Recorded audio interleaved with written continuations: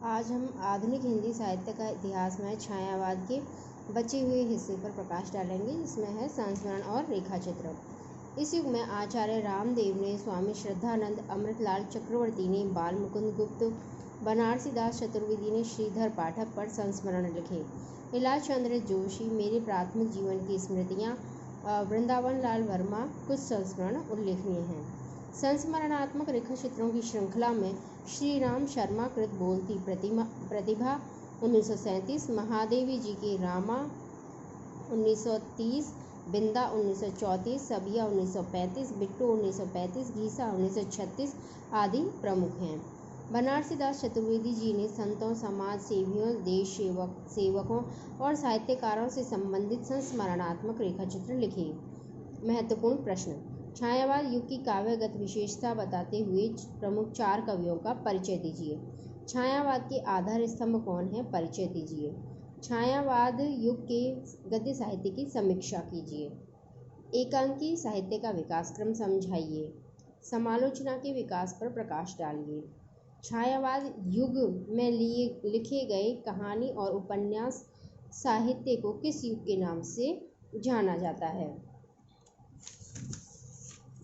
छायावाद युग का नाट्य साहित्य किस नाम से प्रसिद्ध है? समालोचना और निबंध साहित्य का इस समय का साहित्य किस नाम से प्रचलित हुआ? एक भारतीय आत्मा के नाम से कौन प्रसिद्ध हुए?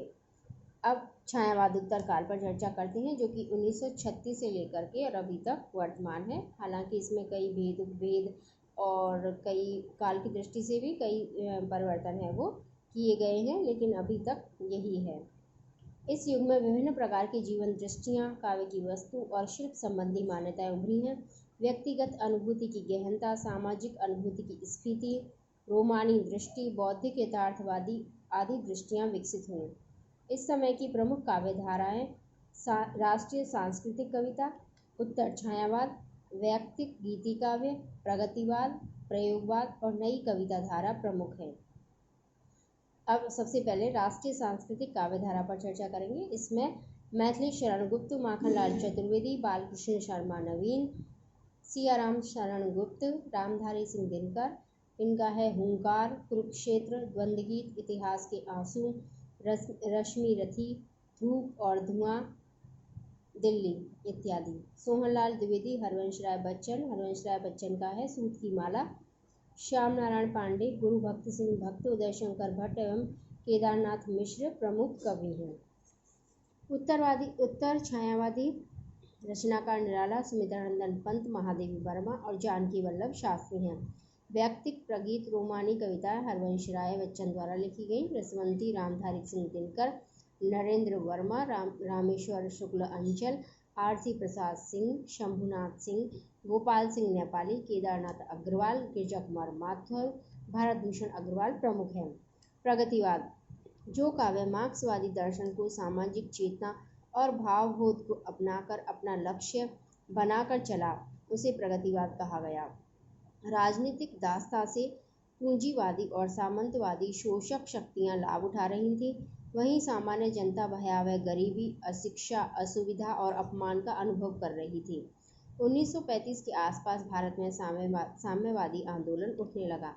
प्रगतिवादी प्रमुख कवि और रचनाएं: युगवाणी ग्राम्या, ये पंथ की हैं, कुरमुत्ता निराला, युग की गंगा केदारनाथ अग्रवाल, युगधारा नागार्जुन, धरती त्रिलोचन, जीवन के गान प्रलय सृजन शिवमंगल सिंह सुमन, अजय खंडहर, पिघलती पत्थर मेधावी रांगी राघव, मुक्ति मार्ग जागते रहो भारत भूषण अग्रवाल। अपनी प्रगतिशील कविताओं में निराला लोक जीवन के सुख दुख को, यातना और संघर्ष को गहराई से उभारते हैं। पंत ने युगांत 1936, युगवाणी 1939 और ग्राम्या 1940 में मार्क्सवादी दर्शन को चिंतन के स्तर पर स्वीकार किया। केदारनाथ अग्रवाल प्रगतिवाद के सशक्त कवि हैं। रामविलास शर्मा प्रख्यात प्रगतिवादी समीक्षक, ये प्रगतिशील लेखक संघ के मंत्री और हंस पत्रिका के संपादक भी रहे हैं। रांगे राघव बहुमुखी प्रतिभा के प्रगतिवादी कवि, सामाजिक चिंतन और उससे अनुप्राणित सामाजिक संवेदना के कवि हैं।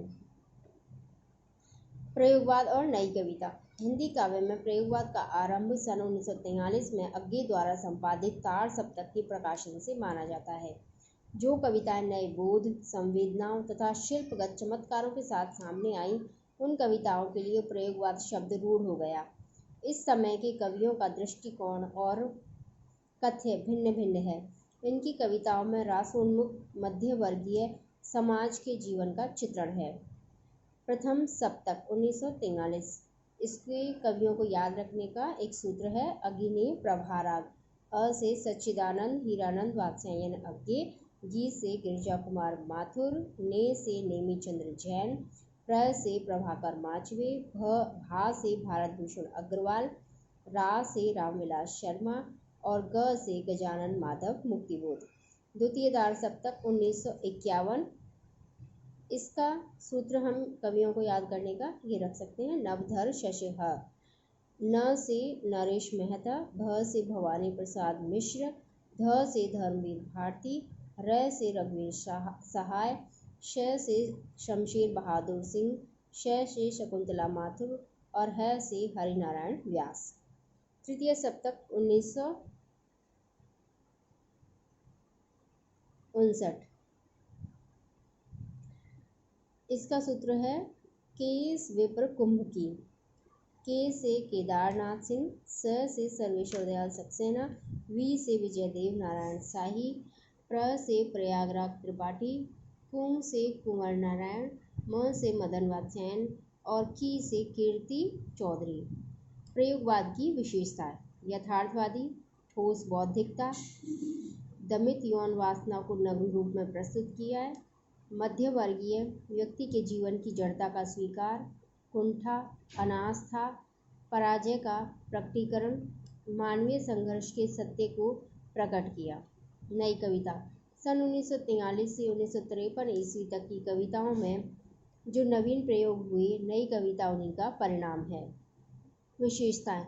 जीवन के प्रति उसकी आस्था, लघु मानवतावादी दृष्टि, अनुभूति की सच्चाई, क्षण के सत्य को पूरी हार्दिकता और चेतना से भोगने का समर्थन, जीवन मूल्यों की नई दृष्टि की व्याख्या, व्यंग्य के रूप में पुराने मूल्यों का अस्वीकार, लोक संपृक्ति।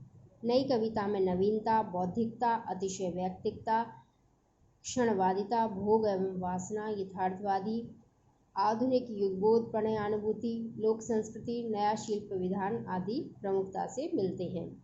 प्रयोगवाद और नई कविता के प्रमुख कवि अज्ञेय, यायावर और क्रांतिकारी हैं। अज्ञेय, इन्होंने दिनमान और प्रतीक का संपादन किया है। तार सप्तक, दूसरा सप्तक, तीसरा सप्तक और रूपांबरा इनके द्वारा संपादित हैं।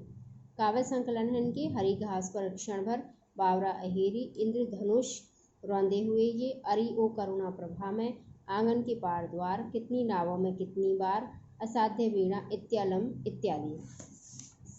गिरिजा कुमार माथुर, 1919 में इनका जन्म हुआ।